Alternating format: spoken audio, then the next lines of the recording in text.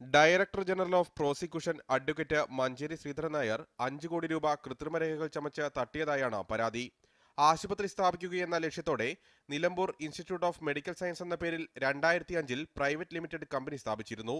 ശ്രീധരൻ നായർ ഉൾപ്പെടെ 7 ഡയറക്ടർമാരായിരുന്നു കമ്പനിക്കുണ്ടായിരുന്നത്. Company 6 acre 12 saint സ്ഥലം വാങ്ങുകയും ചെയ്തു. എന്നാൽ ആവശ്യമായ മൂലധനം സമാഹരിക്കാനാവാത്തതിനാൽ സ്ഥലം വിൽക്കാൻ ഡയറക്ടർമാർ തീരുമാനിക്കുകയായിരുന്നു. ഇതിനായി കരാറും ഒപ്പിട്ടു. ഇതിനിടെ ഡയറക്ടർമാരറിയാതെ ശ്രീധരൻ നായർ കേരള ഫിനാൻഷ്യൽ കോർപ്പറേഷന്റെ കോഴിക്കോട് ശാഖയിൽ ഈ സ്ഥലം പണയം വെച്ച് 5 കോടി രൂപ വായ്പയെടുക്കുകയായിരുന്നുവെന്നാണ് പരാതി.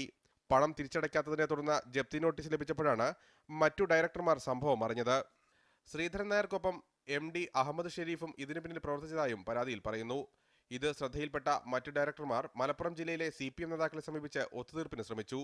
എന്നാൽ DGP വാക്കുപാലിച്ചില്ലെന്നും പരാതിയിൽ കുറ്റപ്പെടുത്തുന്നു. പോലീസിൽ പരാതി നൽകിയെങ്കിലും കേസെടുത്തില്ലെന്നാണ് ആരോപണം. ഇതിനെ തുടർന്നാണ് അഡ്വക്കേറ്റ് ഭാസ്കരൻ നായർ മുഖേന പരാതിക്കാരൻ കോടതിയെ സമീപിച്ചത്. പരാതിക്കാരനായ ഡയറക്ടറുടെ മൊഴി കോടതി രേഖപ്പെടുത്തി. PL Kiran, media 1, Kozhikode.